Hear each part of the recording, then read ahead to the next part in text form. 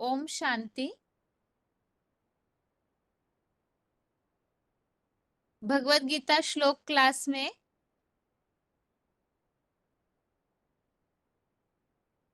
आज के basic course के टेस्ट में टॉपिक है 8 प्रश्नों के उत्तर में से भगवान सर्वव्यापी नहीं है तो एक व्यापी कहाँ है। और इस टॉपिक में हमने शंकर के द्वारा ही भगवान एक व्यापी है इसके कुछ प्रूफ समझे थे। इसी संबंधित प्रश्न है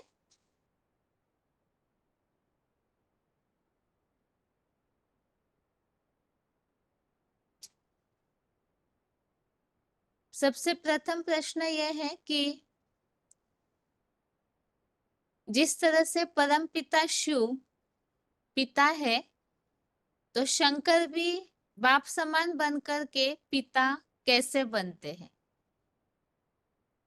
परम पिता शिव जैसे पिता है तो शंकर में एक व्यापी स्वरूप है परम पिता शिव का, तो वो पिता कैसे बनते हैं इसका प्रूफ क्या है। फोन अनम्यूट है।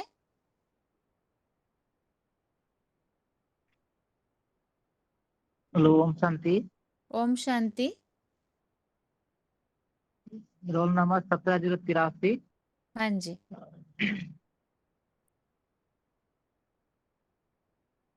शिव समान शंकर इसलिए बन जाते हैं कि जो शंकर जो हैं वो बाप की याद में 100% निराकारी निर्विकारी निरहंकारी होकर के याद करते हैं, तो वो शिव समान बन जाते हैं, जिसको गीता में बोला गया है अव्यक्त मूर्ति ना, माने मूर्ति रहते हुए भी वो जो निराकारी स्टेज होकर के मूर्ति रहते हुए भी निराकारी स्टेज हो जाता है। माने हाथ पैर ना कान होते हुए भी उनका कोई इंद्रियों का भान नहीं होता है।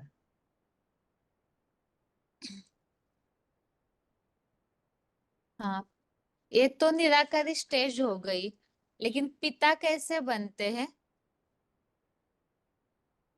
हाँ, पिता पिता बनते हैं जो कि सारी दुनिया फिर उनको जो मूर्ति जो समान बनते हैं, जो सारी दुनिया उनको याद करता है, जो सारी दुनिया उनको याद करता है वो शिव समान जब बन जाता है। सारी दुनिया में वो उस मूर्ति को ही याद करता है जिसमें भगवान शिव आकर के उनको आसन बनाते हैं। तो मनुष्य सृष्टि का बाप है, तो मनुष्य सृष्टि का बाप वो सारी दुनिया याद करता है, माने पिता के रूप में वो उनको ही एक को ही मानता है। सबका बीज रूप जो बाप है वो सबको फिर अंत में जो बोलते हैं कि राम नाम सत्य है, तो उनको सारी दुनिया फिर बाप के रूप में स्वीकार करता है। ठीक है, वैसे अभी भी जिस तरह पूरा उत्तर आना नहीं आया है, आप कोई श्लोक बता सकते हैं जो एक व्यापी के टॉपिक में हमने समझा है। अव्यक्त मूर्तिना के हाँ, द्वारा ही ये सृष्टि विस्तारित होती है, ये श्लोक बताइए। हाँ, 11 का 38 नंबर श्लोक में बोला गया है। 11 के 38 श्लोक में बोला गया है कि तुम आदिदेव पुरुष पुराण है, तुम अस्य विश्वस्य परम निधानम वेता अति वैधम च परम च धाम तव्या तर्क विश्व अनंत रूप। ठीक है, आगे अगला फोन अनम्यूट है। ओम शांति। ओम शांति। रोल नंबर बताइए। 7613 भवन सर। हाँ जी, बताइए उत्तर।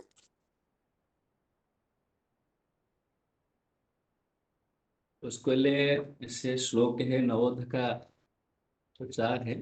मया तत्वम इदम सर्वम जगत अवस्थ मूर्तिना मत्सानि सर्वभूतानि न चाहम तेषु अवस्थित। मतलब शिव की जो अव्यक्त मूर्ति है उससे सारा जगत, जड़ और जंगल उससे ही विस्तृत है। और ऐसे भी बताया है कि अहम बीज प्रदा पिता, मतलब मैं बीज बनने वाला पिता हूँ, जो आत्मा का पिता है।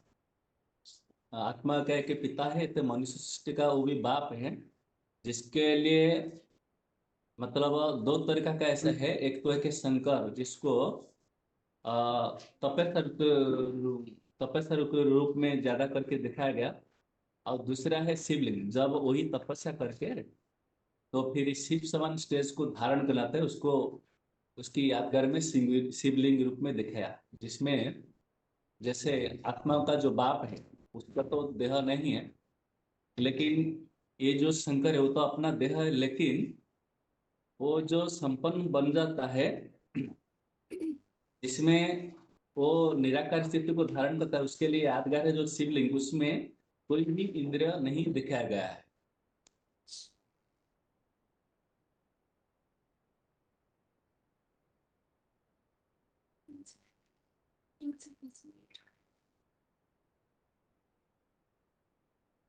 और वो मनुष्य सृष्टि का जैसे आत्मा का बाप अविनाशी, वो भी मनुष्य सृष्टि का जो बाप है वो भी अविनाशी है। जैसे झाड़ में जो बीज होता है जिसके उसका जैसे विनाश नहीं होता है, ऐसे मनुष्य सृष्टि का जो बाप है उसका भी कभी विनाश नहीं होता है।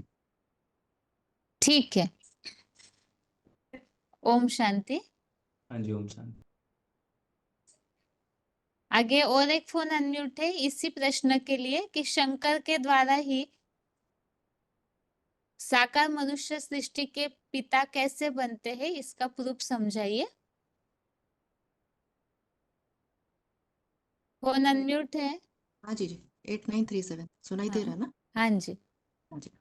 हाँ शंकर जब संपन्न बन जाते हैं तो उनकी अव्यक्त मूर्ति के बारे में गीता में आया है 9/4 में, मया ततम इदम सर्वम जगत व्यक्त अव्यक्त मूर्ति न मत्स्थानि सर्वभूतानि न च अहम तेषु अवस्थित।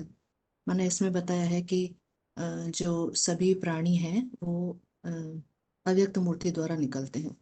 तो हम समझ रहे थे कि जो अव्यक्त मूर्ति कैसे बने, माना शिव समान बने। शंकर की यादगार अव्यक्त मूर्ति ना कि ये शिव समान बनते हैं। तो शिव की समानता क्या धारण की उन्होंने, जैसे शिव जो है वो आत्माओं के पिता हैं, ऐसे ही शंकर जो है मनुष्य सृष्टि के पिता बनते हैं, जिनको ही जगतम पितरम वंदे इस तरीके से गायन है उनका। और उसके अलावा मनुष्य सृष्टि के बीज हैं, उसके लिए भी 15/1 में भी आया है, ऊर्ध्व मूलम अधः शाखा अश्वत्थम प्राहु अव्ययम छंदासी यस्य पर्णानि यह तम वेद स वेदविद। मतलब इसके द्वारा पता चलता है कि सारी जड़ जंगम जो प्राणी हैं वो अव्यक्त मूर्ति के द्वारा स्थापन होते हैं, अव्यक्त मूर्ति के द्वारा निकलते हैं। तो इस आधार पर वे मनुष्य सृष्टि के बीज सिद्ध होते हैं। तो मनुष्य सृष्टि के बीज के लिए भी 7/10 में भी आया है, बीजम बीजम माम सर्वभूतानां विद्धि पार्थ सनातनम बुद्धि बुद्धि मतामस्मि तेजस तेजस्विनाहम। 9/18 में उनके कर्तव्यों को बताया है। यहाँ भी बीज के लिए बताया है अव्ययम बीजम अव्ययम। और 10/29 में भी बताया है मया भूतम चराचरम, इसी बीज के लिए बताया सर्वभूतानां बीजम बताया है। और इनके लिए ही जो गायन है तोमादिदेव पुरुष पुराण, इनके द्वारा ही सारा विश्व माना अंतर अनंत रूप में सारे विश्व का आश्रय भी बनते हैं। इनको ही 11/18 में भी बताया है कि वे शाश्वत धर्म गोप्ता हैं, सनातन पुरुष हैं।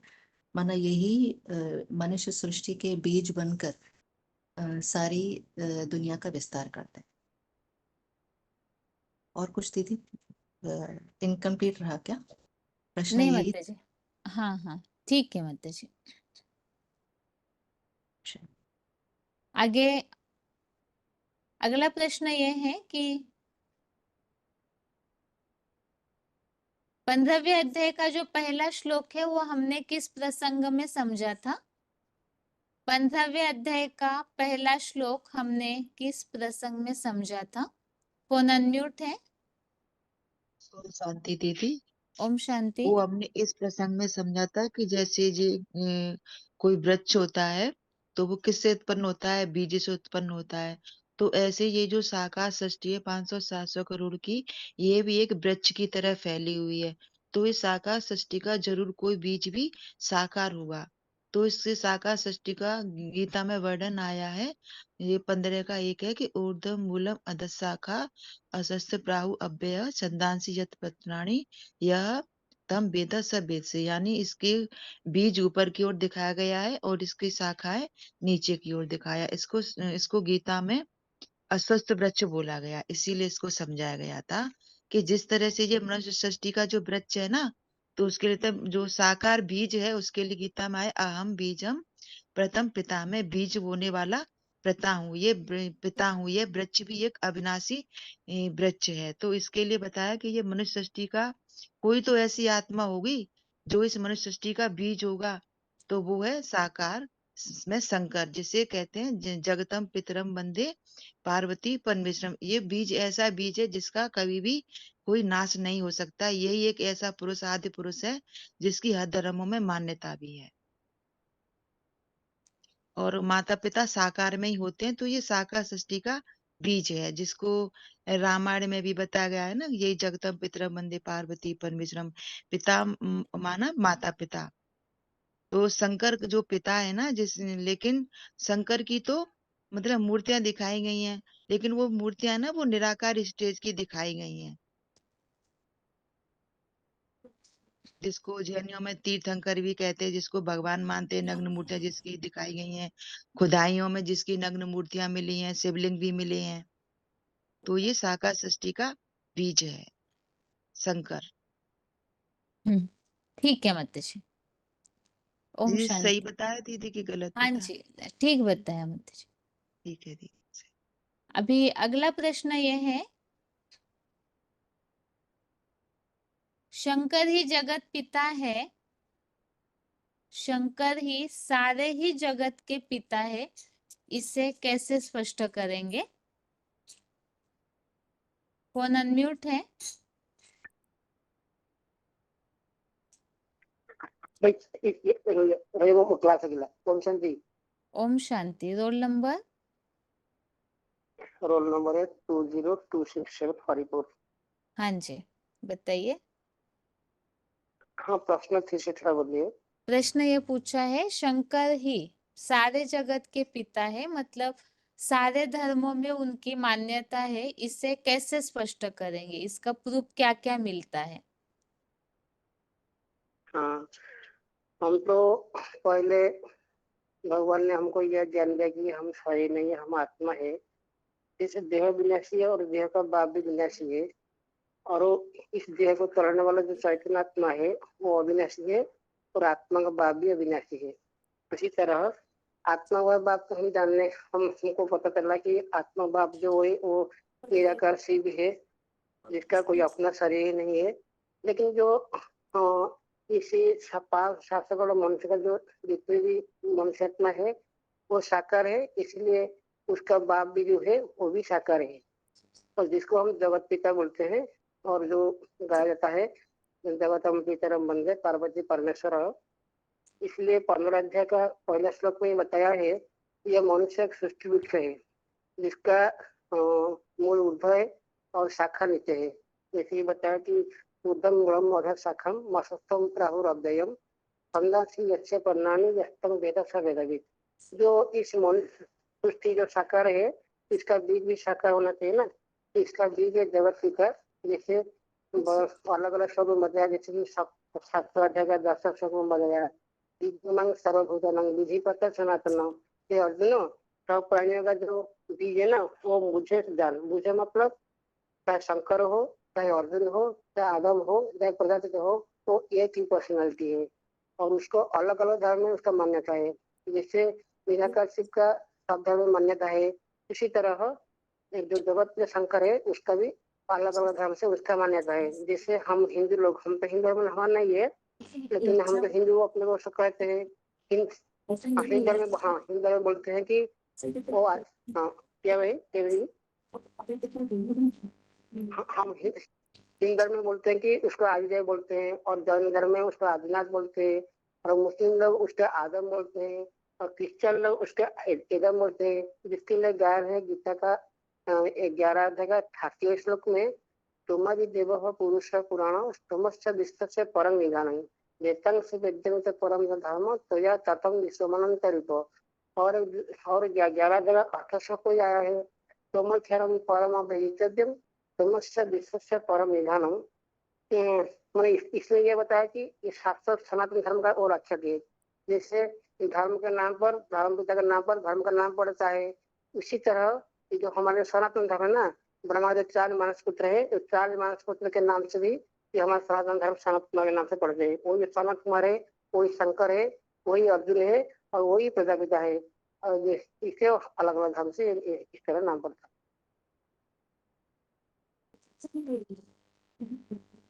ठीक है। ओम शांति। है। और कोई ऐसा प्रूफ जो हिस्ट्री के हिसाब से या शास्त्रों के हिसाब से मिलता है क्या, जो स्पष्ट कर सकते हैं हम कि शंकर की ही हर धर्म में मान्यता है? इसका और क्या प्रूफ बता सकते हैं कि शंकर की हर धर्म में मान्यता है या वही एक व्यापी स्वरूप है? इसका हिस्ट्री में या शास्त्रों के हिसाब से क्या प्रूफ मिलता है? फोन अनम्यूट है। हेलो। हाँ जी। हेलो। ओम शांति। हाँ, रोल ओम नंबर। शांति बहन जी। हाँ, 13,916। बाबा ने बताया है कि क्या कहते हैं, जैसे मुसलमान धर्म में कहते हैं आदम, और जैनियों में कहते हैं आदिनाथ, और हिंदुओं में कहते हैं पिता शंकर है। तो ये प्रूफ और प्रमाण रहेगा कि आदि पुराने से पुराना सभी देवताओं का पिता महादेव शिव शंकर ही है। और खुदाइयों में भी है ना, शंकर की मूर्तियां मिली, वो शिव की मूर्तियां मिली हैं, शिव के शिवलिंग मिले हुए हैं। तो इसीलिए कहते हैं कि सब धर्मों का बाप परम पिता परमात्मा शिव शंकर भोलेनाथ है। ठीक है बहन जी। जैनियों में क्या कहते हैं माता जी? आदिनाथ। ठीक है। और जैनियों में कोई ऐसी मूर्तियां मिली हुई है जो शंकर की तरह ही समान दिखने वाली हो? हाँ हाँ हाँ, मिली हुई हैंगी। क्या नाम है उनका? बहन जी नाम याद नहीं आ रहा है। दिगंबर में से कौन सी है? हाँ दिगंबर श्वेतांबर में से है ना कोई? हाँ। वो मूर्तियों का आकार शेप एकदम शंकर के समान हैगा। बहन जी नाम याद नहीं आ रहा हैगा। ठीक है माता जी। लेकिन तीर्थंकर कहते हाँ, हैं, ओम शांति। तीर्थंकर। हाँ जी। हाँ हाँ, तीर्थंकर तीर्थंकर तीर्थंकर। हाँ, थैंक यू बहन जी, थैंक यू। ठीक है माता जी। हाँ हाँ, ओम ओम शांति। शांति। ओम शांति। हम्म। क्या बताना है दीदी? माता जी प्रश्न ये है, जो 11वें अध्याय का 38वां श्लोक हमने समझा था, वो क्यों समझा था? तो हमारे देव पुरुष पुराना। क्योंकि भगवान ही आदि देव बनते हैं। जैसे सब धर्म में बोलते हैं ना, मुसलमानों में बोलते हैं बाबा आदम, हिंदुओं में बोलते हैं आदि देव, और जैनियों में बोलते हैं आदिनाथ तीर्थंकर, क्रिश्चियन बोलते हैं एडम। माना सभी आदम को साकार को मानते हैं, लेकिन जानते नहीं। साकार एक ही है जिसका नाम शिव के साथ जोड़ा हुआ है, और वो शंकर की ही मूर्ति है जिसका नाम शिव के साथ जोड़ा है। इसीलिए हम शिवरात्रि बोलते हैं, शंकर रात्रि कभी नहीं बोलते। तो इसीलिए हमने ये देखा था कि आदिदेव माना सभी धर्म में उसकी पूजा होती है, लेकिन वो मानते नहीं। आदिदेव ही सबके पिता है। तुम आदिदेव पुरुष पुराण तुमस्य विश्वस्य परम निधान वेत्तासि वेदम च परम तप परम वेत्तासि वेद च परम च धाम त्वया त्वतम आप आदिदेव। माना वेत्तासि वेद परम त्वया त्वतम विश्वस्य अनंत रूपम। आदिदेव ही सबके पिता है, इसके लिए हमने देखा था ये श्लोक। और और भगवान ये भी कहते हैं कि जैसे रामायण में भी बोला है, जगतम पितरम वंदे पार्वती परमेश्वरो। तीर्थंकर भी बोलते हैं कि माना नग्न मूर्तियां शंकर की ही मिली है। सारे ही पुराने जो भी ज्यादातर नग्न मूर्तियां मिली हैं शंकर की ही मिली हैं, और किसी देवी देवताओं की मिली नहीं। इसीलिए शंकर ही आदिदेव यह सिद्ध हो सकता है। पता नहीं चल रहा है। और ठीक क्या है, बताएं? ठीक है माता जी। अभी अगला प्रश्न ये है, अभी जिनका भी फोन अनम्यूट किया जाएगा, कल जो टॉपिक हमने समझा है वो सारे टॉपिक के आधार से शॉर्ट में इस बात को आप स्पष्ट कर सकते हैं कि शंकर ही भगवान का एक व्यापी स्वरूप कैसे है। कल हमने जो टॉपिक समझे थे, एक तो अव्यक्त मूर्तिना वाला, मनुष्य सृष्टि का बीज भी शंकर ही है और वही आदि देव भी बनते हैं। 3 टॉपिक हमने समझे थे। एक तो अव्यक्त मूर्तिना ही जगत पिता है, वही मनुष्य सृष्टि का बीज भी है और वही आदि देव भी है। तो वास्तव में ये शिव समान बनते हैं, अर्थात पिता का जो कार्य है वो शंकर करते हैं। इसी बात के लिए हमने 3 टॉपिक समझे, उसे ही आपने जिस तरह समझा होगा तो शॉर्ट में इन बातों को आप बताइए, ताकि ये टॉपिक क्लियर हो सकता है कि भगवान का एक व्यापी स्वरूप शंकर ही किस तरह से है।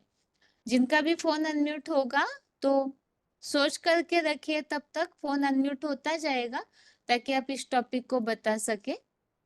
फोन अनम्यूट है? ओम शांति। हाँ जी। भगवान शिव एक्चुअली राजयोग की जो मामेकन याद करो जो टेक्निक से मन बुद्धि को एकाग्र करने के लिए सिर्फ एक व्यापी होकर आते हैं। वो भगवान ऊंचते ऊंच थे, इसलिए सबसे ऊंचते ऊंच इस साकार में जो है 33 करोड़ देवताओं में ऊंचते ऊंच वही देवादिदेव महादेव में ही प्रवेश करते हैं, क्योंकि वो ही 100% उसका ज्ञान को ग्रास्प करने वाला है। और उसको जो नंबर वार जो शिव को जानने वाले ऐसे पॉइंट है, तो उसको 100% शिव को जान पाते हैं। और उसका योग शक्ति को भी धारण करने भी वो भी नंबर 1 है। आत्मिक स्थिति को अचीव करने के लिए भी वो सबसे ऊंचा 100% आत्मिक स्थिति को धारण करते हैं। तो ऐसे तपस्या करके वो अव्यक्त मूर्ति नाम जो हमारा गीता में शिवलिंग को जो अव्यक्त मूर्ति नाम कहा गया है, उसी स्टेज को धारण करते हैं। उसी स्टेज में जैसे कहते हैं बिनु पग चले सुने बिनु काना, करे बिनु कर्म करे विधि नाना। 5 का 8 और 9 अनुसार इसी स्टेज को धारण करते हैं। तो अव्यक्त मूर्ति नाम स्टेज से ही अंतिम में महामृत्यु के बाद सारा जड़ जंगम सृष्टि उसी से ही पैदा होते हैं। और 11 के 38 में भी लिखा है जो उसका जो निराकारी निर्विकारी निरहंकारी स्टेप बीजरूप स्टेज से ही सारा विश्व का जड़ जंगम उसी से ही पैदा होता है। वो सबसे पुरातन पुरुष है। 11 का 38 अनुसार जो लिखा है तो आदिदेव पुरुष पुराण, और वो सारा सृष्टि का वो यही बीज है। 7 का 10 अनुसार जो बीजम मम सर्व उदानम ऊर्धमूलम उदश्रेयम, और वही ही इसी सृष्टि का जो सौम्य रूप जो धारण करते हैं वो है पुरुषोत्तम। उत्तम 15 का 17 अनुसार जो उत्तम पुरुषस्तन्य परमात्मा इति उदार्थ, वही है आत्माओं के बीच में परम पाठ बजाने वाला परमात्मा। और 15 का 18 में जी लिखा है जस्मात्क्षरम अतीत अक्षरात् अपि च उत्तमम अतस्मै लोके वेदे च प्रथितः पुरुषोत्तमम। वही साकार में पुरुषोत्तम बनते हैं। और ये है इसी सृष्टि में वो है अविनाशी बीज, अविनाशी तो तद्विद्धि। और 10 का 12 में जो बोलते हैं दिव्य शाश्वत पुरुष परम ब्रह्म परम धाम पवित्रम परमम भवान पुरुषम शाश्वतम दिव्यम आदिदेवम अजम विभुम। शाश्वत दिव्य पुरुष माने इसी सृष्टि पर सदा कायम रहते हैं। 10 का 12 अनुसार।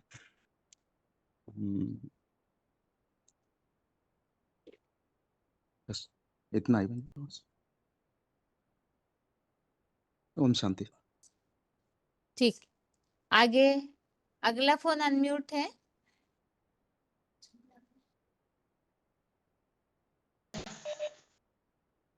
अगला फोन अनम्यूट है। हेलो। हाँ, हेलो। ओम शांति माता जी। ओम शांति बहन जी। बताइए माता जी। भगवान सर्वव्यापी नहीं है, भगवान तो सदा एक व्यापी है, क्योंकि जिसमें शिव मकर रत्न में प्रवेश करते हैं वो 100% एक ही आत्मा है जो बाप की पूरी पढ़ाई करके बाप समान बनती है, निराकारी निर्विकारी निरंकारी बनती है। जैसे स्कूल में कोई बच्चा होता है तो 100% अव्वल नंबर एक ही बच्चा पढ़ाई पढ़ता है, बाकी सब नंबर पढ़ते हैं। ऐसे ही शिव बाप जब पढ़ाई पढ़ाते हैं साकार मुकर्रर में, तो एक ही शंकर वाली आत्मा है जो बाप समान बनती है, जिसका शिव के साथ शंकर का नाम जोड़ा जाता है। कहते भी है ना, जगदम पितरम वंदे पार्वती परमेश्वर, जगत के माता पिता एक ही है।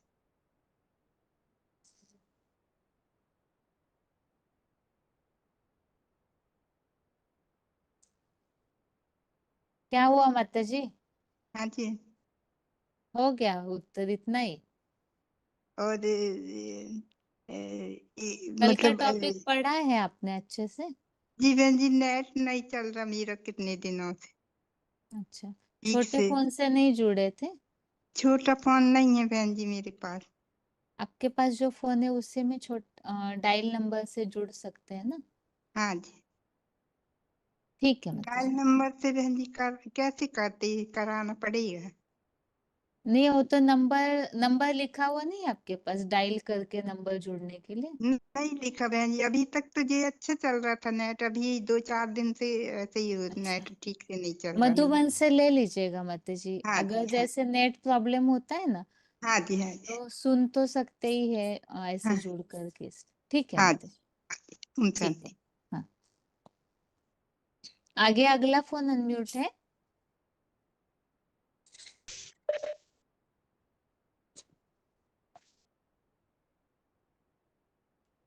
4782। हाँ जी ओम शांति बहन जी। बताइए। दादा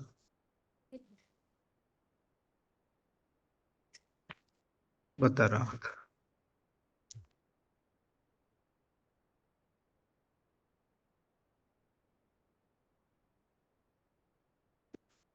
बहन जी, हम जानते हैं कि भगवान सर्वव्यापी नहीं है, एक व्यापी है। अगर एक व्यापी है तो वो एक व्यापी कहाँ है? इसी बात का सारी संसार में प्रूफ देना पड़ेगा, और सभी धर्म वाले इसी बात को भी मानेंगे। और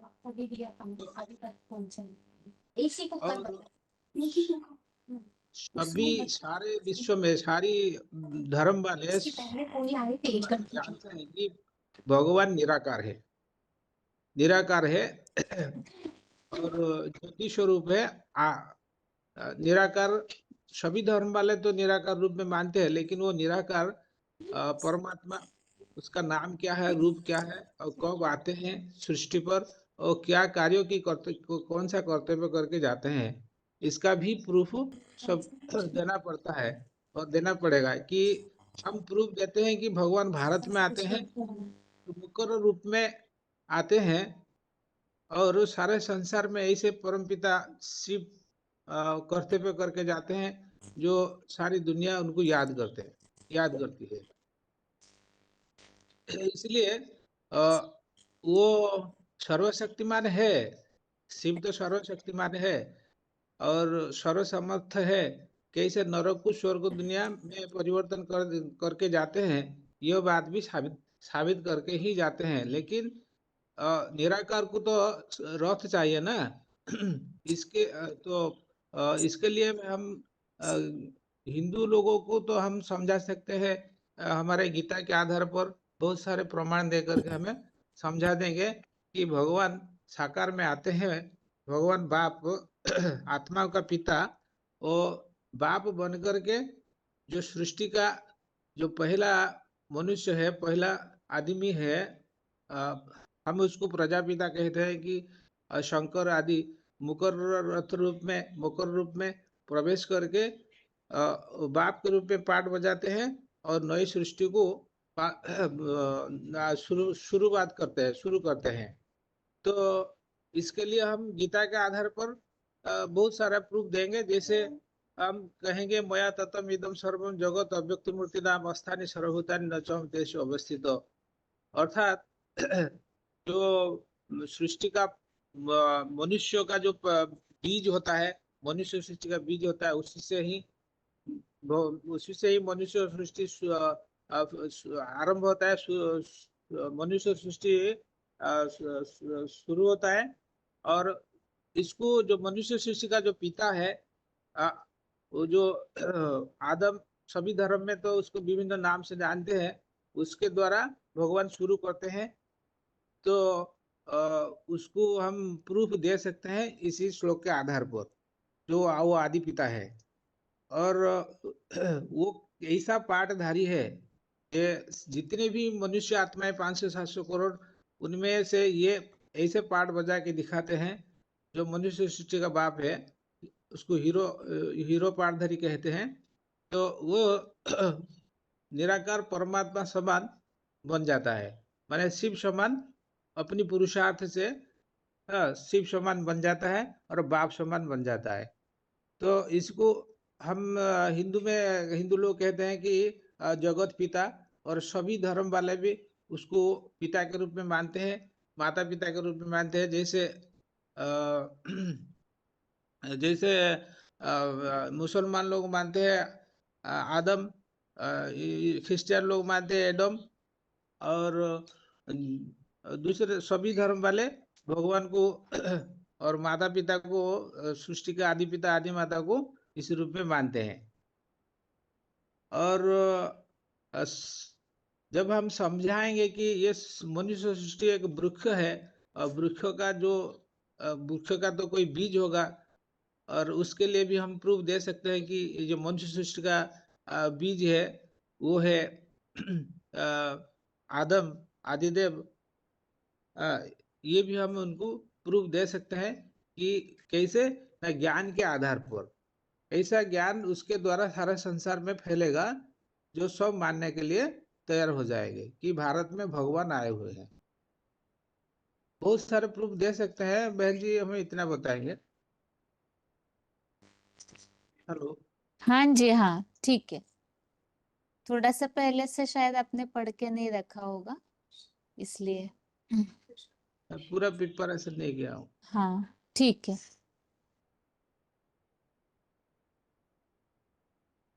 आगे अगला फोन अनम्यूट है।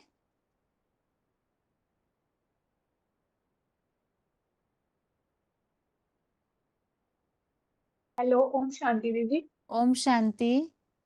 हाँ जी दीदी, क्या बता? यही टॉपिक माता जी, जो कल हमने टॉपिक हाँ जी, समझा है उस आधार से बताना है, एक व्यापी स्वरूप हाँ शंकर ही कैसे है। हाँ जी। तो दीदी इसके लिए है कि निराकार अव्यक्त मूर्ति का, जिसका गीता में भी वर्णन आया है कि वो अव्यक्त मूर्ति है, उसके द्वारा ही ये सारा संसार विस्तृत हुआ है, जिसके लिए श्लोक है 9 का 4, मया ततम इदम सर्वम जगत अव्यक्त मूर्ति।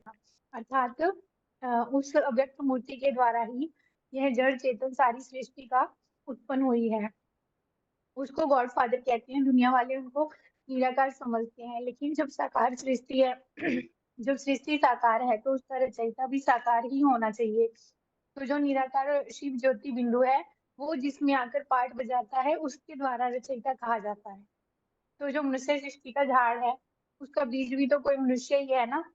तो वो एक ही देवता है जिसको सारे जगत पिता माना जाता है, जिसके लिए रामायण में भी गायन है, जगतम पितरम वंदे पार्वती महेश्वरम। तो क्योंकि जो परमेश्वर भी, है। हाँ जी, परमेश्वर हो। हाँ जी, पिता माना पार्वती, मदर शंकर है पिता और पार्वती है माता। तो शंकर की जो मूर्ति होती है, मूर्ति साकार की होती है। तो जितनी भी खुदाइयों में मूर्तियां मिली हैं वो शंकर की ही मिली हैं। तो उनको तीर्थंकर भी मतलब जैनी लोग तीर्थंकर मानते हैं, तो उतनी उतनी मूर्तियां किसी की भी नहीं मिली हैं, क्योंकि जो भी 33 करोड़ देवताएं हैं, उन सब देवताओं में सबसे महान से महान कार्य शिव ने शंकर के द्वारा ही करवाया है। तो वो जिसमें प्रवेश करता है वो मनुष्य सृष्टि का पिता कहा जाता है। ऋषभ पिता, दूसरे धर्म वाले भी उसको सब मानते हैं, लेकिन वो सब अलग अलग नामों से मानते हैं। जैसे अंग्रेजों में उसको एडम, मुसलमान लोग आदम कहते हैं, जैनी लोग आदिनाथ, और हिंदुओं में आदिदेव कहा जाता है। तो उसको उसको ही, जैसे गीता में श्लोक आया है, आदिदेव त्वम आदिदेव पुरुष पुराना, मतलब वही हमारा आदिदेव है, पुरुष पुरातन पुरुष है, सनातन पुरुष है, मतलब सबसे पुराना है, उसी से सारी सृष्टि शुरू होती है। तो उसके लिए दीदी ये मनुष्य सृष्टि का रूपी वृक्ष का जो बीज है, वो बीज वही आदम मनुष्य सृष्टि का बीज है, जिसके द्वारा यह सृष्टि विस्तृत होती है, जिसके लिए गीता में के 15वें अध्याय का पहला श्लोक है, ऊर्ध्वमूलम अधः शाखम अश्वत्थम प्राहु अव्ययम, मतलब उस बीज के द्वारा ही यह सारी सृष्टि विस्तार को पाती है। तो बीज से ही वृक्ष बनता है। ऐसे ही ये सृष्टि एक वृक्ष है, जिसको अश्वत्थ वृक्ष गीता में नाम दिया गया है, उसके द्वारा ही यह सारी सृष्टि विस्तार को पाती है। तो उसके लिए गीता में और श्लोक आया है, बीजम माम सर्वभूतानां विद्धि पार्थ सनातनम बुद्धि बुद्धिमताम अस्मि तेज तेजस्विनाम अहम। तो उसकी मान्यता भी सारे धर्मों में है। वही दीदी रिपीट है कि अंग्रेज लोग एडम, मुसलमान आदम, और आदिदेव आदिनाथ कहते हैं। तो वही सारी सृष्टि का बीज है, जिसके प्रलय के टाइम में सभी उसमें समा जाते हैं, और जब दुनिया में विनाश होती है तो सब विस्तृत होते हैं। सदैव ऊपर में रहता है, नीचे सृष्टि का बीज है जो सदैव ऊपर में रहता है, और जो सृष्टि है वो नीचे जड़ें आधार होती हैं, और जो उसकी विस्तारियां हैं वो अलग अलग धर्मों में विस्तृत है, जिसके लिए गीता के 9वें अध्याय का 13वां श्लोक भी है दीदी। एकस्वम एकस्वम कृष्णम, वो वाला श्लोक याद है, 9 का 13 श्लोक दीदी, उसमें भी है ना इसी बारे में, कि जिससे सारे सृष्टि वृक्ष विस्तार को पाता है, सारे धर्मों का उसी से विस्तार होता है। वो 9 के 13 में है श्लोक में, मतलब वो बीज है, वही एक व्यापी बीज है, उसको हमने जानना है, पहचान के याद करना है, क्योंकि अनेकों को याद करने से तो बुद्धि बिखर गई है। अगर अब अपने मन को एकाग्र करेंगे, एक को याद करेंगे, तभी सारी सृष्टि में सुख शांति हो सकती और 9 का 13वां क्या श्लोक बोल रहे थे माता जी आप? है दीदी। वो उसमें है ना, एकत्सम जगत कृष्णम, मतलब पूरा विस्तार जो सृष्टि का 11वें भी अध्याय में जो श्लोक है उसकी बात बोल रहे हैं शायद आप।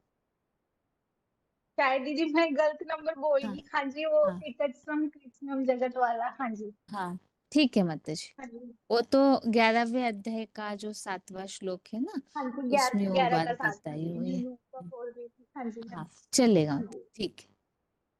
ठीक है ठीक है दीदी, माता ओम जी, और शांति। थोड़ा सा प्रिपेयर कीजिएगा लेकिन इस टॉपिक को, जैसे अच्छा जी, फ्लो से अच्छे से बोलना है वैसे। शायद आपने स्टडी नहीं किया होगा, कल ही हुआ नहीं है ना किया था, रिकॉर्ड, किया है? नहीं अच्छा, actually किया था, बीच में थोड़ा काम कर रही थी, हाँ हाँ, इस वजह से थोड़ा हो गया।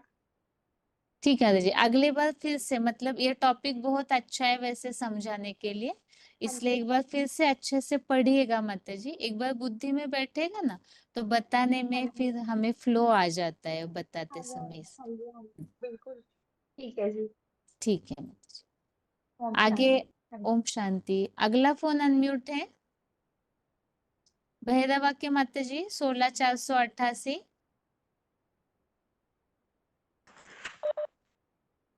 ओम शांति। कल का सुना हुआ पॉइंट के आधार से बताऊं दीदी। हाँ जी माता जी।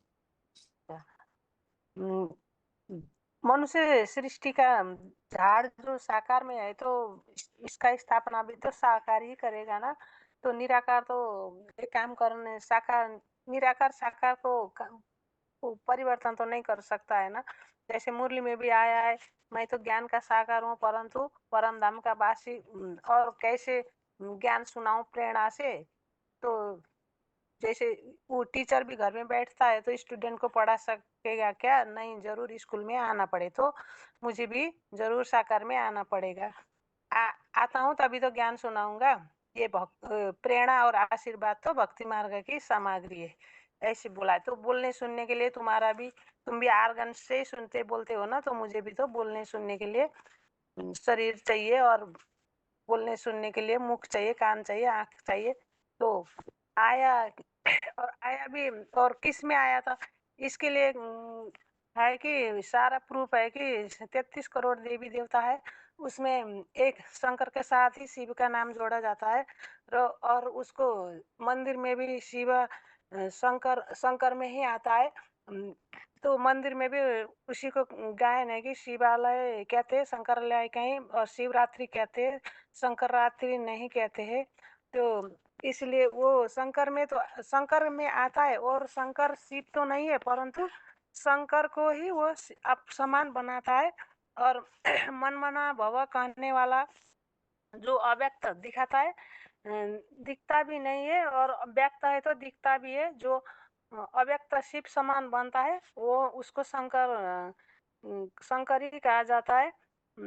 याद का स्टेज, शंकर तो याद का स्टेज में दिखाते हैं ना, तो फिर वो पूर्ण भी नहीं हुआ। तो याद का स्टेज माना उसको, उसमें कोई कमी है तभी याद को स्टेज में बैठा है।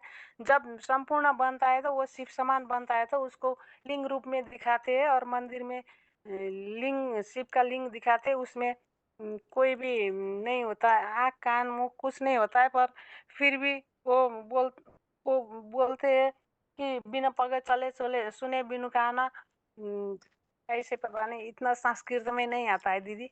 और बोलता भी सुनता भी, कान नहीं है तो भी सुनता है, और आंख नहीं है तो भी देखता है, पैर नहीं है तो भी चलता है। ऐसे बोलते हैं शास्त्र में भी, कथा में भी। तो इसका मतलब वो उसका स्थिति ऐसा बनाता है कि पूरे ही निराकारी बनाता है, कि अपना कर्मेंद्रिया को सारा कंट्रोल करके शिव निराकार है, ऐसे एकदम ऐसा हो जाता है शंकर। तो जो भी जड़त्वमय सृष्टि है, सब विनाशी है, सबका बीज एक है, सृष्टि रूपी का बीज प्रजापिता ब्रह्मा, उसको प्रजापिता ब्रह्मा भी कहते हैं। अव्यक्त में ही व्यक्त भी है, लिंग रूप में संपूर्ण देखने में नहीं आता है, इसीलिए निराकार है। मंदिर में भी पूजा होती है साकार की। बाप कहते हैं तुम्हारी पूज्य बनने का तुम ही पूज्य बनते हो, तुम ही पुजारी बनते हो। शालिग्राम के रूप में भी जो भी देवी देवता का मूर्ति बना के पूजा करते हैं, मैं तो पूज्य भी नहीं बनता हूँ, पुजारी भी नहीं बनता हूँ। और ऊंचाते ऊंचा करतार, ऊंचते ऊंच भगवान शिव का ही मंदिर में दिखाते हैं। पत्थर के लिंग में भी पत्थर जुड़ा रहता है, तो हीरा हीरा को दिखाते हैं। शिव तो कोई पत्थर नहीं बनता है। पहले पहले तो सोने का भी बनाते थे, वो बिंदी सतो प्रधान भक्ति था। फिर चांदी का भी बनाने लगा, फिर तांबे का बनाने लगे। अब कलयुग में आकर के पत्थर का बिंदु दिखाते हैं, परंतु वो पत्थर का बिंदु भी किसका यादगार है? तो वो शिव आके पत्थर बुद्धि तो नहीं बनता है, जो पत्थर का बिंदु उसका यादगार है। वो भी वही जो शंकर है, जो शिव आकर जिसमें प्रवेश करके वो आप समान बनाते हैं, वही शंकर का यादगार है कि पत्थर बुद्धि भी वो हीरा जैसा बनता है, जो बाप समान ही बनता है। जैसे जिसका जैसा का संग करेंगे वैसे ही बनेंगे।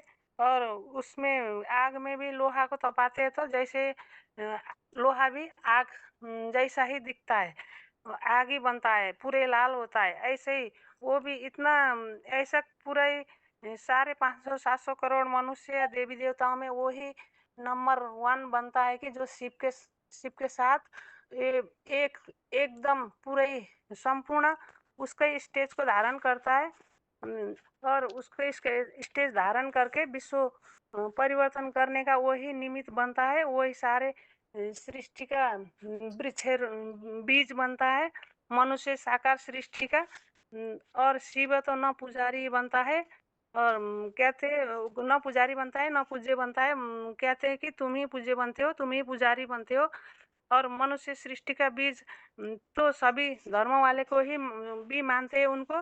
तो इस्लाम कहते हैं आदम, क्रिश्चियन कहते हैं एडम, और जैनियों में कहते हैं आदिनाथ, आदिनाथ, और हिंदू में कहते हैं आदिदेव। उसको पुरातन पुरुष भी कहते हैं। शिव बाबा उसको मनुष्य सृष्टि का बीज में प्रवेश करते हैं। तो गीता में भी आया है प्रवेश तुम। और हमेशा ऊपर में ही रहता है ना, ऊपर में रहने वाला आदिदेव देवी देवता धर्म का स्थापना करता। सनातन धर्म तो अभी प्राय लोप है। तो भगवान आकर के ये सनातन धर्म का स्थापना करने के लिए वही आदिदेव द्वारा, आदिदेव शंकर के ही द्वारा कार्य करते हैं, कराते हैं। और वो पूरा ही 100% धारण करता है। जो शिव का बोला हुआ बाणी और उसका श्रीमत में 100% करने वाला वही एक बनता है। और वही शिव समान है, वही भगवान है, वही ऊंचाते ऊंचा है, वही सृष्टि मनुष्य सृष्टि का साकार बीज रूप है। ओम शांति दीदी। ठीक है माता जी। ओम शांति। हाँ जी। ये शिव और शंकर जो परम पिता है वो सृष्टि की निराकार है, निर्विकार, निरहंकार। लेकिन उनको इस धरती को चेंज करने के लिए साकार का जरूरत पड़ता है। तो उसमें उनमें से जो अच्छे आत्मा है उनको चुनना पड़ता है। लेकिन शंकर जो है वो कलयुग के एंड में आके वो भी पतित बनते हैं। तो भगवान जो है वो किसी भी तन में आएगा, लेकिन वो अपने में अपने आप को प्रसन्न करने में समर्थ है। तो पतित तन शंकर, शंकर जो जिस तन में भगवान आ जाते हैं वो भगवान शंकर को अपने समान बना देते हैं। समान बना के वो बीज जो है वृक्ष के ऊपर दिखाई देते हैं, न कि नीचे। तो बीज को बीज में सारे वृक्ष का कैरेक्टर्स तो समाया जाता है। तो उस बीज को नए वृक्ष लगाने में, मतलब सृष्टि का शुरुआत करने में समर्थ कर देते हैं। तो शंकर, तो जिस शंकर के नाम हर धर्म में मान्यता है, नाम अलग अलग है लेकिन नाम के आदि में सब नामों में एक जैसे दिखाई दे देते हैं। जैसे आदिनाथ, आदिदेव,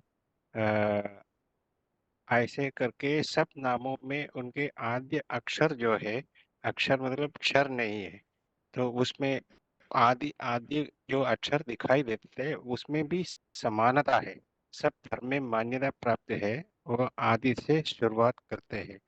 धर्म पिताओं जो है वो आके अपने अपने धर्म स्थापन करते हैं, लेकिन पुराने धर्म का विनाश नहीं करते हैं। तो इसमें शंकर जो है, शंकर के नाम तो काम के आधार पर होते हैं। शंकर के नाम जो है शंकर, शंकरोति, जो मुरली में बाबा बोलते हैं हर बार, शंकरोति, ये उनका काम है। तो भगवान आते हैं, उनका काम है जो पुराना धर्म का विनाश करना है, नए से सृष्टि का परिवर्तन के लिए। तो इसलिए सृष्टि का जो विनाश जो है वो मंगलकारी है। इसमें ये भी मुरली में बोला है मंगलकारी है। तो मंगल कर्म जो है वो शंकर के थ्रू, शंकर जो है वो एक इंस्ट्रूमेंट बना देते हैं शंकर को इंस्ट्रूमेंट बना के भगवान पुराने जो संस्कार है जो उसको खत्म कर देते हैं और सृष्टि का बीज से नए सृष्टि का उत्पन्न करके सृष्टि का परिवर्तन करता है। तो उस परिवर्तनकारी में सृष्टि के आदि और अंत करने में ये शंकर का पाठ बहुत महत्वपूर्ण है, जो ब्रह्मा भी नहीं कर सकते। ब्रह्मा जो है वो सृष्टि का शुरुआत कर देते हैं, ब्रह्मा के थ्रू स्वर्ग का गेट खोलते हैं। हम शास्त्रों के जरिए जाते हैं तो शास्त्र में दिखाते हैं कि शास्त्र में जो भी बातें बोलते हैं वो संघ के रंग में आके अभी सब पतित जो होते हैं, पतित बुद्धि से उनको अभी नालायक बनाया है, तो उनको समझने में कोई अर्थ नहीं है। तो भगवान इसलिए खुद आना पड़ता है, खुद आके वो उनके जो सत्य है वो सार बताते हैं।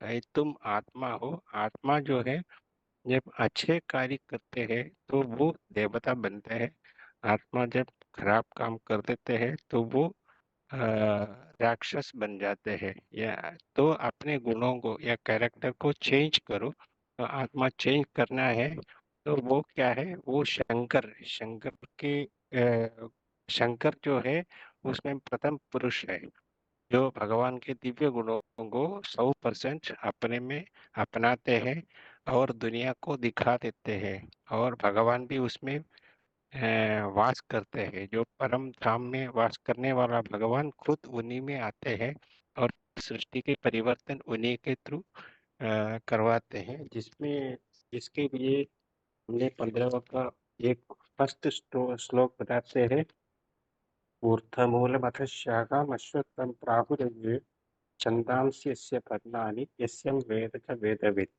ऐसे करके पहले श्लोक में जो सारी सृष्टि का शुरुआत उन्हीं से शुरुआत कर देते हैं। और उसके बाद जो है 11 का 38वें श्लोक में भी बोलता है, तम आदिदेव पुरुष पुराण में सब पुरुष पुराण पुरुष है। आदिदेव बोलता है, तमस्य विश्वस्य परम निधानम वेत्तास्य वेद्यम च परम तथाम त्वयातकम विश्वमनंत रूपम। तो और ये उस श्लोक में भी बोला हुआ है, गति पत्ता 9 का 18 में प्रभु साक्षी गति पत्ता प्रभु साक्षी निवास शरणम सुहृत प्रभव प्रलय स्थानम निधानम बीजम अव्ययम। तो बीज जो है, बीज अच्छा बन जाते हैं तो उसके संगत में सारे सृष्टि धीरे धीरे बदल के नरक से स्वर्ग बनाते हैं। तो भगवान का कार्य भी यही है। सो नरक जो है अभी जो कलयुग है उसको बदल के सतयुग बनाने में है। तो आत्मा का परिवर्तन करते हैं। भगवान किसी के विरुद्ध नहीं है, भगवान के प्रति अपने अपने आप को बदलना है, बदलेगा तो स्वर्ग भी तुम्हारा है। और अभी जो तुम नरक में पड़े हो, दुखी होते हो, उस नरक को बदल के स्वर्ग में आना है तो अपने आप को चेंज करो, भगवान के सहयोगी बन जाओ। जो जैसे विष्णु रूप में दिखाए है, सहयोगी भुजा बन जाओ तो तुम बन सकते हो। जितने तुम उनके उस पे उनके गुणों को अपनाते हो उतने तुम आगे वाले आने वाले सतयुग में राजा महाराजा चक्रवर्ती अपने पोजीशन को बना सकते हैं। और ये जो है ये राजयोग विद्या कोई मनुष्य देवता या कोई और नहीं सिखा सकते हैं। भगवान सर्वव्यापी नहीं है, तुम सर्वव्यापी मानने से तुम्हारा बुद्धि सब पे भ्रमित होता है। भ्रमित बुद्धि कभी मन का एकाग्रता नहीं कर सकते। एकाग्र बुद्धि तो वो शंकर के थ्रू जब आते हैं बीज है, उस बीज को जब फॉलो करोगे उनके कैरेक्टर्स निराकारी सर्वकारी निरहंकारी। अगर आप अपने देह में आ जाते हैं, देह जो है वो त्रिगुणों से बनते हैं और भगवान जो है वो त्रिगुणातीत है। तो तुम त्रिगुणातीत बनो, यही अर्जुन को भी उन्होंने बोला है, त्रिगुणातीत बनो और अपने कैरेक्टर्स को सुधारो। तो तुम सुधारोगे, सारी सृष्टि सुधर जाएगा। तुम्हारे क्योंकि मन बुद्धि संस्कार ही आत्मा है। तो शरीर में आने से तो शंकर जो है वो शरीर को होते हुए भी वो भगवान का स्टेज में आ जाते हैं। वो न आ, आ, उनके इसलिए शिवलिंग को जो है हाथ पाँव मुख आदि सब कुछ दिखाते नहीं है। लिंग जो है वो पॉइंट ऑफ लाइट है, उसमें शंकर लिंक बड़ा दिखा देते हैं, लेकिन उसमें जो शिव जो पॉइंट ऑफ लाइट है वो छोटी सी बिद्दी दिखा देते हैं। वो शिवलिंग में जिसको भक्ति मार्ग में शिवलिंग को बड़ा दिखा देते हैं और जो बाकी जो आत्माएं हैं उनको बंधन में दिखा देते हैं। तो ये पूजा में भी हम देख सकते हैं। इतना ही मैंने समझा। ठीक है। आप क्लास तो रेगुलर अटेंड करते हैं, फिर भट्टी के लिए सोचा नहीं है क्या आपने? भट्टी के लिए मैम प्रैक्टिकल प्रॉब्लम्स है कुछ घर में, अच्छा, ठीक इसलिए तो मैं नहीं करा है, या तो मैं तो कब से कर देता। ठीक है। ठीक विचार तो है मन में लेकिन पता नहीं। ठीक। ओम शांति। कैसे बताया मैम? सही। हाँ जी, हाँ ठीक बताया है। हाँ, ओम शांति। आगे अगला फोन अनम्यूट है।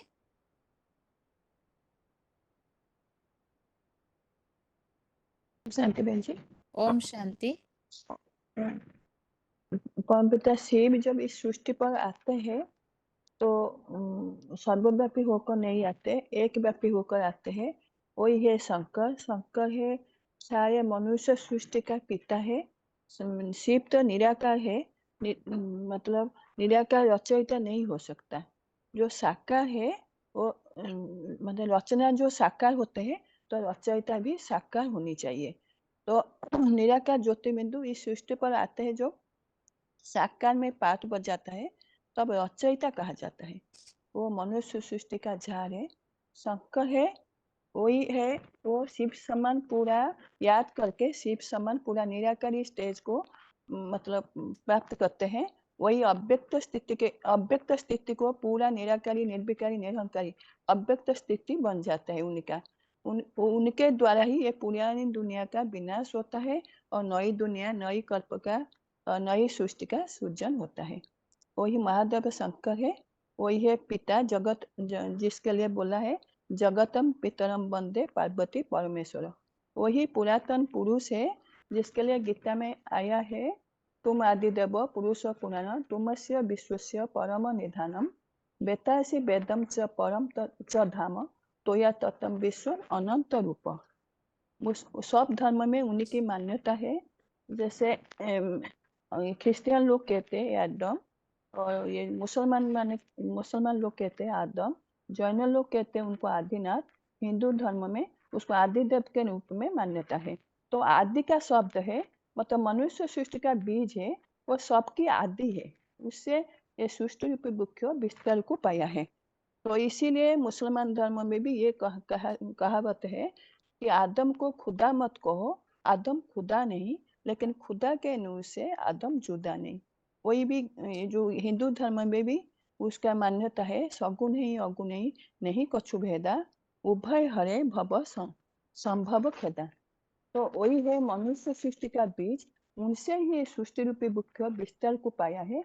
ये जो है, जिसके लिए गीता में भी है कि ऊर्ध्व मूलम अध शाखम अश्वत्थम प्राहु अभयम संदासी यस्य पनानि यतम वेद स वेदविद। माने ऊर्ध्व मूल अध शाखम, जो इसकी जड़ है ये ऊपर की हर है, और जो जड़ से पहले जो होते हैं वो बीज होते हैं। जो बीज को बाप कहा जाता है, बाबा ने मूल्य में ये बात बोले है। जड़े जो होते हैं वो आधार होते हैं, लेकिन जो बीज है वो एक ही होता है। जिसके लिए जैसे बीज से ये एक मुख्य विस्तार को पाता है, बड़ा मुख्य होता है, ऐसे ही मनुष्य सृष्टि का बीज जो है वही शंकर है। उनसे ही ये माने ये सृष्टि वृक्ष विस्तार को पाया है। तो वही है अविनाशी बीज है, इसका कभी विनाश नहीं होता है। उसका मतलब कोई शास्त्र में उनका विनाश का उल्लेख नहीं है, जिसको गीता में भी बोला है अहम बीज पद पिता। तो वही है। तो उसका मतलब वो ऑलराउंड पाठधारी है। उसका मतलब आदि से अंत तक पाठ बजाता है। इसीलिए कोई 33 करोड़ देवता में कोई नहीं है जिसका नाम शिव के साथ जुड़ा जाता है। वही अकेले शंकर है जिसके 33 करोड़ देवता में एक शंकर का नाम ही शिव के साथ जुड़ा जाता है। मतलब इसीलिए शिव शंकर कहा जाता है। शंकर ही पूरा अव्यक्त स्थिति को शिव समान बन जाते हैं। इसके लिए वो मतलब वही है पितरम, माने वही माता पिता है, इसलिए बोलते हैं जगतम पितरम वंदे पार्वती परमेश्वरम। मूर्ति तो साकार है, लेकिन शंकर को जितना मूर्ति मिला है और किसी देवता को नहीं मिला है। तो वही है, मतलब शंकर है, जिसके लिए गीता में भी और भी बहुत श्लोक है, जिसके लिए बोला है यह कृष्णम जगत कृष्णम कृष्णम जगत कृष्णम याद नहीं आ रही, यह कृष्णम जगत कृष्णम कृष्णम जगत कृष्णम पश्य अद्य सचराचरम मम देहे गुरा केश यच्च अन्य द्रष्टुम इच्छसि। ये एक ही मतलब बीज है, उससे ये पूरा सृष्टि विस्तार को पाया है। और उसके लिए भी श्लोक भी है, बीजम माम सर्वभूतानां विद्धि पार्थ सनातनम बुद्धि बुद्धिमत्ताम अस्मि तेज तेजस्विनाम अहम। तो वही है पूरा सृष्टि रूपी वृक्ष का बीज है, जिससे ये सृष्टि पूरा विस्तार को पाया है। उसके लिए और भी गीता में भी श्लोक है, गति भत्ता प्रभु साक्षी निवास शरण सूत प्रभव पलय स्थानम निधानम बीजम अभयम। तो वही एक ही मात्र मतलब शंकर है, जिससे ये सृष्टि वृक्ष विस्तार को पाया है। तो इसी के लिए गीता में भी है, तुम अक्षरम परमम वेदितव्यम तुमस्य विश्वस्य परम निधानम तुम अव्यय शाश्वत धर्मगुप्ता सनातन त्वम पुरुष मत में। तो वही है मतलब शंकर ही है जो शिव समान पूरा निराकारी निर्विकारी निरहंकारी स्टेज हो पाते हैं। वही मतलब उसके लिए मतलब शंकर के द्वारा ही सृष्टि रूपी वृक्ष विस्तार पाया है। उसका आदि वही आदि देव है, वो आदि से अंत तक पाठ बजाते हैं। वही इसीलिए शिव के साथ शिव का नाम शंकर का नाम शिव के साथ जुड़ा जाता है। वही बहन जी, ठीक है माता जी, बहन जी इतना ही। ठीक। शांति। आगे फोन अनम्यूट है, बताइए। हेलो, फोन अनम्यूट है 12983। हाँ बहन जी, ओम शांति। हाँ जी, दीदी, शंकर जो है वो हमारे सृष्टि के आदि देव हैं, पिता हैं। क्योंकि हाँ जी, कहा गया है मया ततम इदम सर्वम जगत अव्यक्त मूर्तिना। यह मेरी अव्यक्त मूर्ति द्वारा ही सारा जगत विस्तृत हुई है। अव्यक्त मूर्तिना मतलब वो निराकारी स्वरूप। उस निराकारी स्वरूप को तो माना गया है, जिस निराकारी स्वरूप को है ना, इतिहास में भी उनका सबसे जास्ती खुदाइयों में मिला है, शिवलिंग के रूप में ही मिला है। और वो सबसे जास्ती शिवलिंग के रूप में ही मिला है। और दूसरे दूसरे धर्म में भी उनकी मान्यता पिता के रूप में माना गया है। जैसे हिंदू में आदिदेव आदि देवी के रूप में कहा गया है, जिनको शंकर पार्वती कहते हैं। मुसलमानों में आदम कहा गया है, जैनियों में आदिनाथ कहा गया है। इस तरह से अपने अपने धर्म में उन्हीं का नाम लिया गया है। और ये भी कहा गया है कि तुम आदि देव पुरुष पुराणम तुमस्य विश्वस्य ब्रह्म निधानम। मैंने तुम आदि देव पुरुष पुराण, वो पुरातन पुरुष हैं, आदि देव हैं, है ना। और ये भी कहा गया है कि अव्यक्त मूर्ति के बारे में कि बिनु पगई चले सुने बिनु काना कर विधु कर्म करे विधु नाना आनंद सकल रहित रस भोगी बिन वाणी वक्ता वन योगी। उनका कोई इंद्रियां देखने में नहीं आता है, पर वो सब कर्म करते हैं, है ना। और ये भी है, कहा गया है कि ये सृष्टि रूपी जो झाड़ है, सृष्टि रूपी जो वृक्ष है, वृक्ष का मूल जड़ जो है, जैसे ऊर्ध्वमूलम अधम शाखम अस्वस्थम प्राहु अव्ययम, यानी कि जो मूल जड़ है ऊपर है, और ये सब जो झाड़ हैं, डालियां हैं, तने हैं, है ना, ये सब फैले हुए हैं। तो मूल जड़ जो है वो बीज है, जो जिनको प्रजापिता कहा गया है।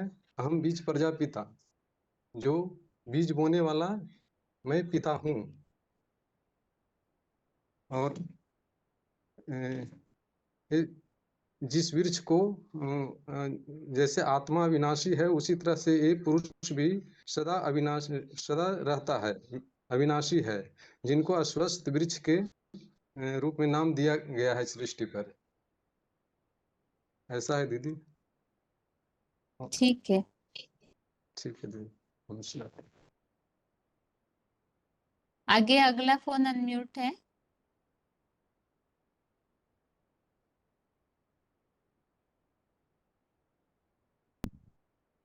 और 783 बालेश्वर। हाँ जी। हाँ जी। निराकार शिव सुप्रीम सोल जो है मूल रूप में अति सूक्ष्म ज्योति बिंदु है। जो जितना सूक्ष्म वो उतना पावरफुल, इसीलिए उसका रहने का स्थान सूरज चांद सितारों से भी परे है। ये जो मानवीय सृष्टि देखने में आता है ये साकार है। तो भगवान साकार सृष्टि का पुनरुद्धार कैसे करेगा? तो निराकार स्वरूप में चाहे आत्मा हो चाहे परमात्मा हो, कोई कार्यशील नहीं होते। कार्य करने के लिए जरूर साकार सृष्टि पर साकार तन की जरूरत है। तो जो यादगार गायन पूजन साकार रूप का है, उसका यथार्थता न जानने के कारण भगवान का नाम रूप गुण दिव्य कर्तव्यों से आज मानव समाज अनभिज्ञ है, जिस कारण से आज मानव निधनक बन चुका है।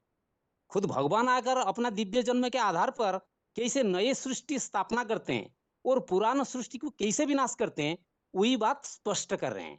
सुई जाने ही जेही देव जनाई, जानत तुम ही तुनी हुई जाई।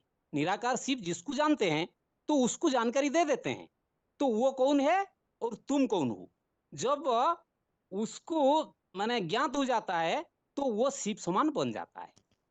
तो कैसे बनता है, वो कैसे जानता है, उसका 7 दिन में बताया था। मनुष्यणा सहस्रसु माने मनुष्यणा सहस्रसु कश्चित यतति सिद्ध है, यतता नापि सिद्धानां कश्चित मांग व्यतितत्व। हजारों पुण्यशूल मनुष्य आत्मा में कोई एक सिद्धि के लिए लगातार यत्न करता है। जितने यत्न करने वाले सिद्धू हैं तो उनमें कोई एक कपिल मुनि या शंकर जैसा कोई एक मुझे यथार्थ रूप में जान पाता है। सदाशिव ज्योति तो ज्ञान का अखूट भंडार है। 500-700 करोड़ आत्माओं को समान रूप से वो ज्ञान देता है, परंतु सबका बुद्धि रूपी पात्र एक जैसा नहीं है, परंतु प्राप्ति में अंतर आ जाता है। इसलिए तो जो जितना अपने को आत्मा समझकर बाप को याद करते हैं, बाबा ने एक मुरली में बोला था, बाबा को याद करने से ज्ञान आपे ही इमर्ज हो जाता है। शिव का जो मूल रूप है, स्वरूप है, निराकारी निर्विकारी निरंकारी, तो बाप समान शंकर के अलावा कोई देव दानव मनुष्य इस सृष्टि पर नहीं जो उसको धारण कर पाता है। पूरा पूर्ण रूप से धारण करना था, जिसको बताया था पूर्णमदम पूर्णमिदम पूर्णात् पूर्णमुदच्यते पुण्यस्य पुण्यमादाय पुण्यमेव अवशिष्यते। पूरा ज्ञान माने भर लेता है अपने अंदर। माने वो ज्ञान के आधार पर सारा संसार का कर्म रूपरेखा को तैयार कर लेता है। शयान द्रव्य मयाते ज्ञान यज्ञ परम तप सर्वकर्म अक्षरम पार्थ ज्ञान परिसमाप्यते। दाता एक ही वही बन जाता है, सारी दुनिया भिखारी है। कैसे ना 100% प्रीत की रीत भी निभाने वाले वही शंकर महादेव है। जो 36 में बताया था, यो माम पश्यति सर्वतः सर्वच मयि पश्यति तस्मा अंग प्रणश्यामि न समय प्रणश्यति। माने निरंतर याद इसका मिसाल है, जिसको बाबा ने बहु बार मुरली में बताता है। महबूबा और कारखाना का बात बताता है बाबा ने।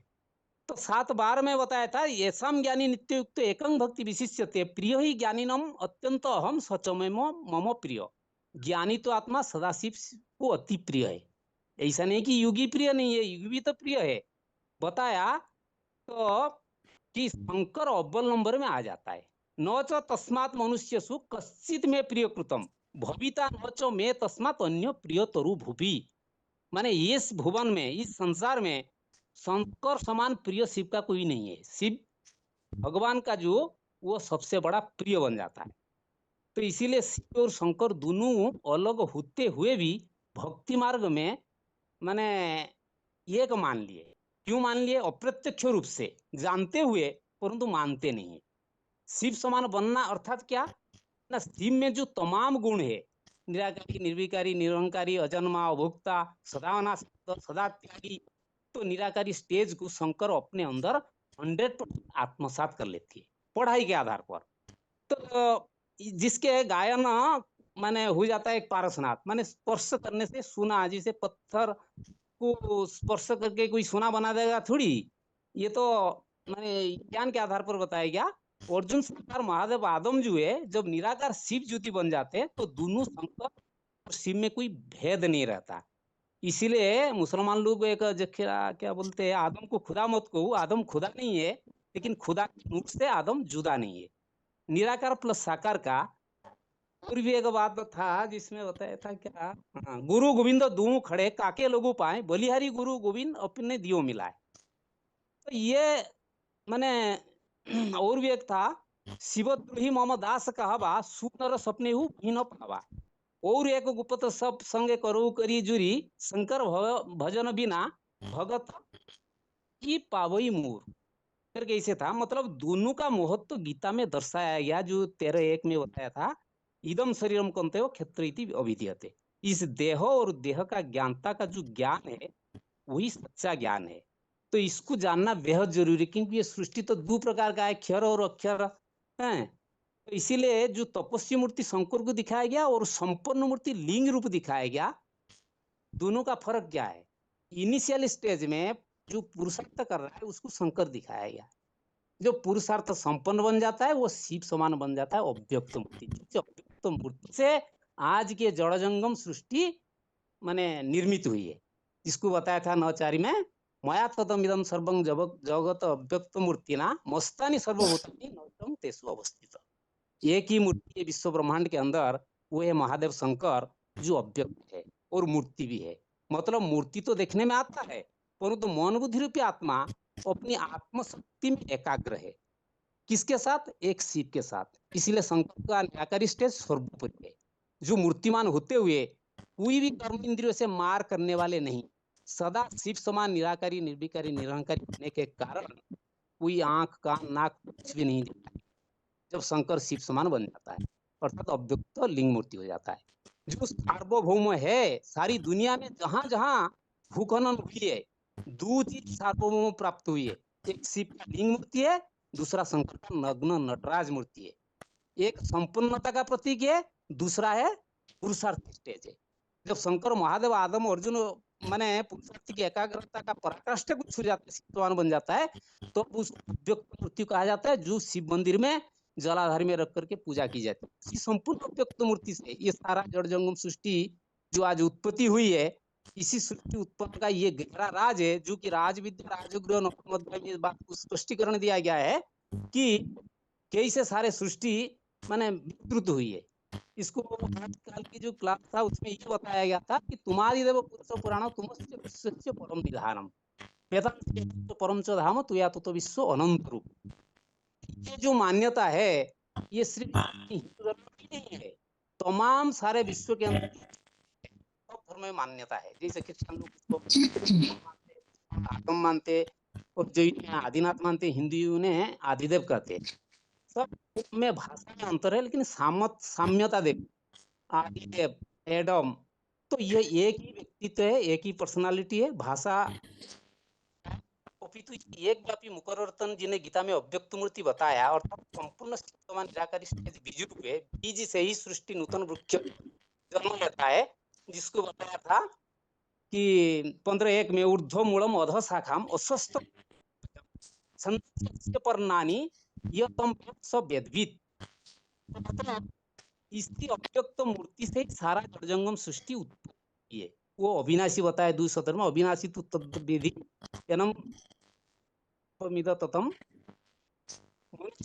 जो बीज है उसके बारे में और भी को बताया 7:10 में, बीजमांग सर्वभूतानां पार्थ सनातनम बुद्धि बुद्धि तेजस्विनाम्यम, माने सर्वदा दुख हरण करने वाला बीज है। और 9:18 में बताया था गतिमति प्रभु साकी निवास शरणं श्रुत प्रभवं प्रलयं स्थानं बीजम अव्ययम। सदा कायम ये सृष्टि पर एक शिव बाबा है बीज रूप में। 10:39 में बताया था यच्चा सर्वभूतानां बीज तदहं अर्जुनं न तत्ति बिना यत्साया मया भूत चराचरम। मतलब 84 लाख योनियों का सारा सृष्टि का वो बीज ये ही है। तो इसको बताया था वही सनातन धर्म का रक्षक है। 11:18 में पुरुष ना तुम अक्षर परम वेदितव्यम तुमस्य विश्वस्य परम निधानम बेतासी वेदंस परम ना तुम अक्षर परम वेदितव्यम तुमस्य विश्वस्य परम निधानम। क्या भूल गया, तो लास्ट श्लोक था वही ठीक है।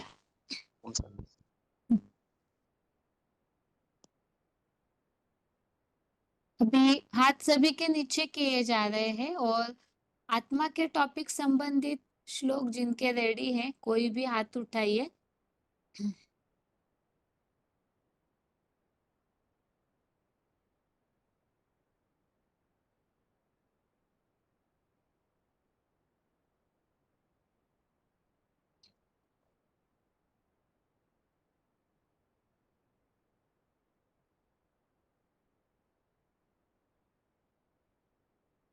फोन अनम्यूट है।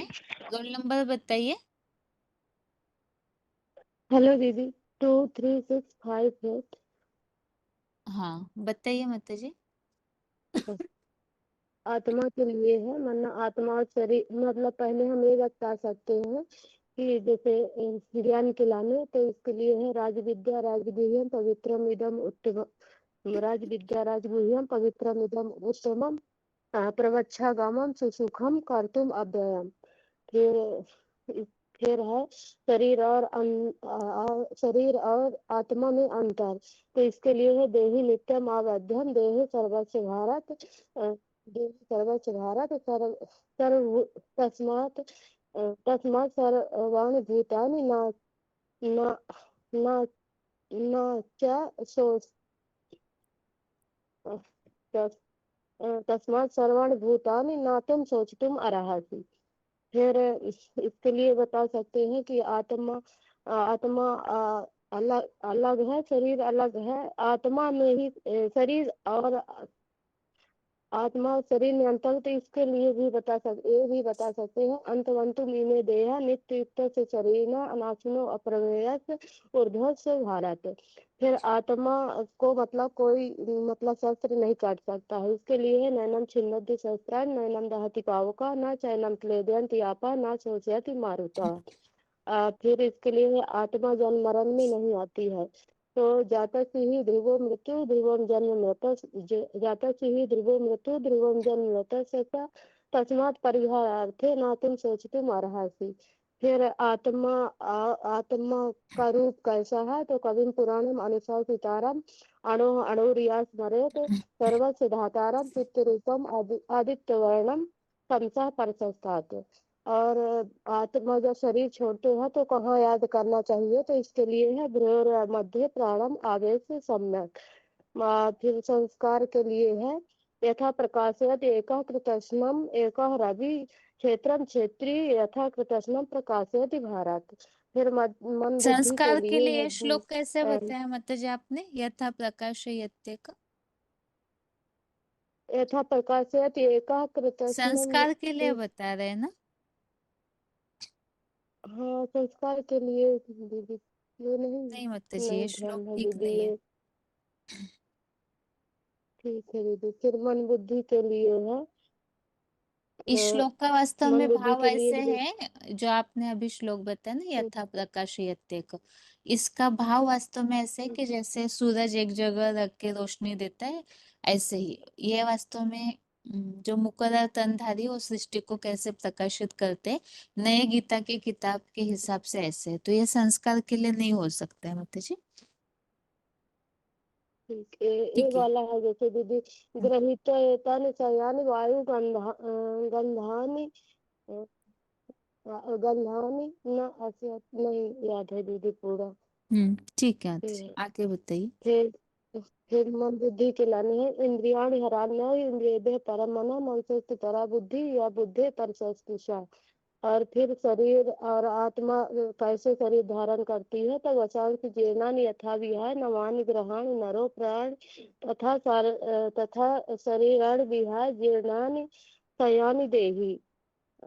फिर आत्मा कैसे मतलब भोग भोगती है, तो श्रोतम चक्षु स्पर्शनम श्रोतम चक्षु स्पर्शनम श्रोतम चक्षु स्पर्शनम रसनम घ्राणम देहि। और फिर माना इसके लिए जैसे आत्मा आत्मा को मतलब आत्मा को शस्त्र नहीं काटता, इसके लिए होगा दीदी, भूल गई है श्लोक। ज्ञान चक्षुषा मना, जैसे ज्ञान चक्षु से काटा जा सकता है।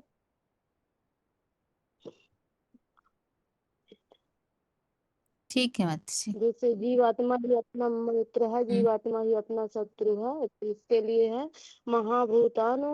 महाभूतानि अहंकारो बुद्धि अव्ययम एव च, हे इंद्रियाणि दस एकम च चक्षुचा इंद्रियाणि गोचरा। होगा दीदी, इतना ही याद है।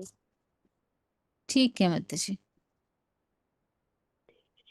ओम शांति।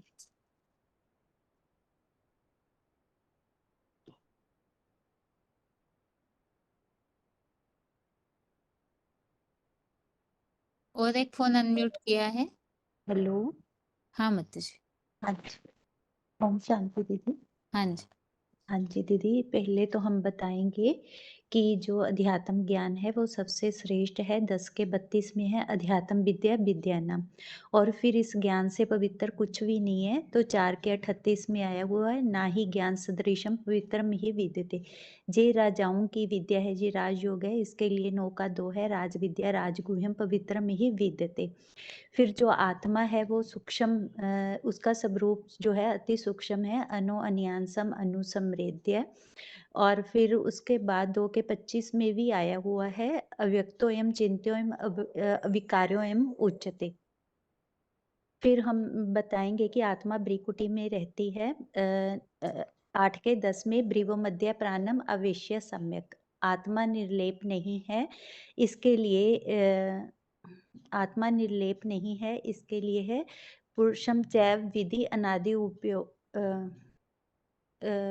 तद्बुद्ध्या तदात्मना त्रिनिष्ठा तत् प्रायणा। और 15 के 9 में है श्रोत्रम चक्षु स्पर्शम च रसनम घ्राणम एव च। और फिर हम बताएंगे कि आत्मा जन्म मरण के चक्कर में आती है। 2 के 22 में बसांसी जीर्णानी जथा विहाय गरनाति नरो अपरानी। और दूसरा अध्याय का 27 नंबर श्लोक है, जातस्य ही ध्रुवम मृत्यु ध्रुवम जन्म मृतस्य च। और फिर हम बताएंगे कि आत्मा जन्म मरण के चक्कर में क्यों आती है, क्योंकि 13 के 21 में आया है, पुरुषो प्रकृति स्थो ही भुंक्ते प्रकृति जान गुणान कारणम गुण संज्ञो अस्ति सत असत जोनि जन्मसु। और आत्मा भ्रिकुटी के बीच में ही रहती है, इसके लिए 13 का 33 नंबर श्लोक है, जथा प्रकाशति एका कृष्णम लोकम इमम रवि क्षेत्रम क्षेत्री तथा कृष्णम प्रकाशति भारत। और आत्मा अजर अमर अविनाशी है, इसके लिए है न जायते मृते बा कदाचित नायम भूतवा भविता बाना भुआ। और 2 का 13 भी है, देहिनो अस्मिन जथा देहे कुमार जोबनम जथा तथा देहांतिर प्राप्ति धीरस ततर न मुहिति। आत्मा के ऊपर 5 तत्वों का कोई असर नहीं होता, इसके लिए है नैनम सिदंती शास्त्रानी नैनम देहक्ति पावका ना चैनम क्लेदंती आपो ना शोषति मारुता। और 2 के 25 में है कि आत्मा जो है वो देखी नहीं जा सकती, अव्यक्तो एवं चिंत्यो एवं अविकार्यम एवं उच्चते।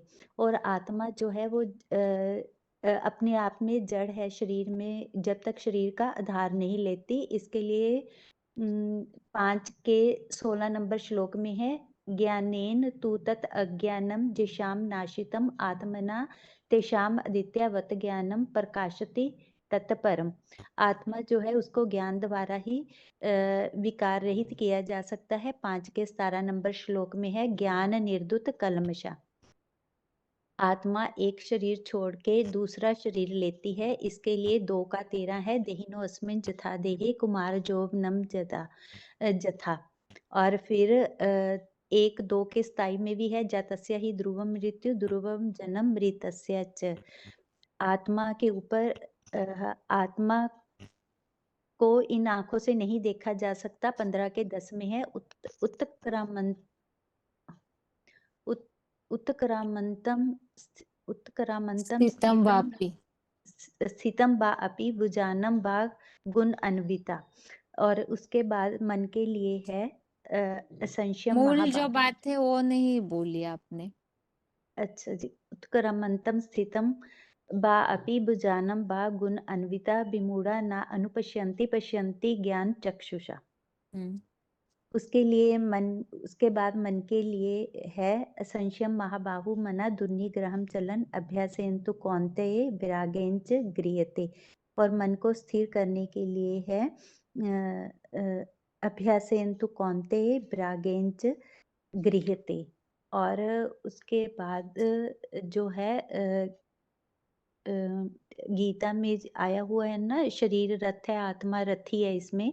तो आत्मानम रथिम विद्धि शरीरम रथमेव च बुद्धि बुद्धि तु सारथिम विधि मना प्रग्रहमेव च इंद्रियानि हेयानाहु।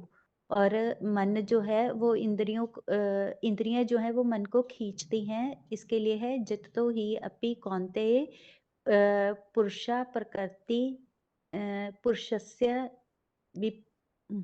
पुरुषा विपिश्चिता।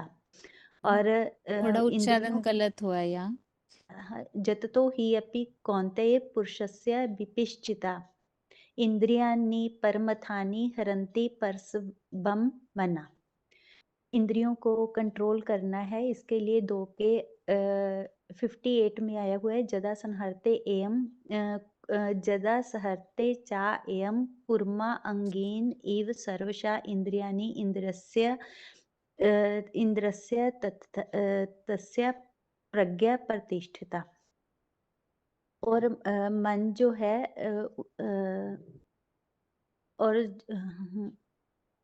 और जो मन जो है उसको स्थिर कैसे करना है, इसके लिए शनि शनि ऊपर में तो बुद्धि दीदी गृहीत्या।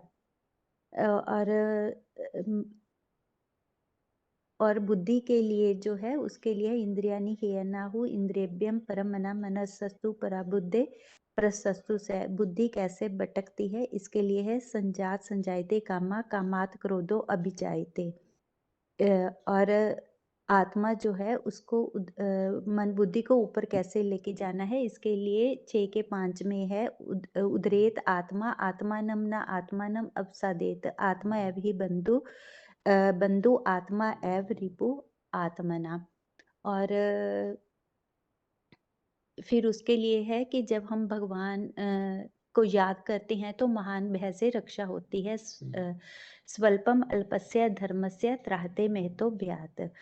और ज्ञान और अज्ञान में अंतर बताते हुए गीता में आया हुआ है कि हमारी बुद्धि जो है बहुत तरफ जाने से भटकती है। व्यवसायत्मिकता बुद्धि एका ही कुरु नंदन बहुशाखा ही अनंताश्च बुद्ध्यो बुद्ध्यो बुद्ध्योर बुद्धि बुद्ध्योर बुद्धि बुद्धयो व्यवसायी नाम। अव्यवसायी नाम। और माता उसके जी बाद आपको रुकाती हूँ क्योंकि 9-10 हो गए हैं। अच्छा ठीक है माता जी। ओम शांति। ओम शांति। अभी आत्मा के टॉपिक संबंधित जो श्लोक याद रखने चाहिए, यदि आप में से कोई शाम के क्लास में ज्वाइन होते हैं तो ठीक है, अभी समय ज्यादा होने के कारण नोट नहीं करवा पा रहे। कई ऐसे माताएं हैं जो या तो बाद में जुड़े होंगे बेसिक कोर्स में, तो इसीलिए भी कईयों के पास श्लोक न हो। इस हिसाब से ही शाम के क्लास में अथवा अगला जो टेस्ट होगा शुक्रवार को, उस टेस्ट में भी जो भी आत्मा के टॉपिक संबंधित श्लोक मेन याद होने चाहिए, उन श्लोकों के नंबर लिखवाए जाएंगे।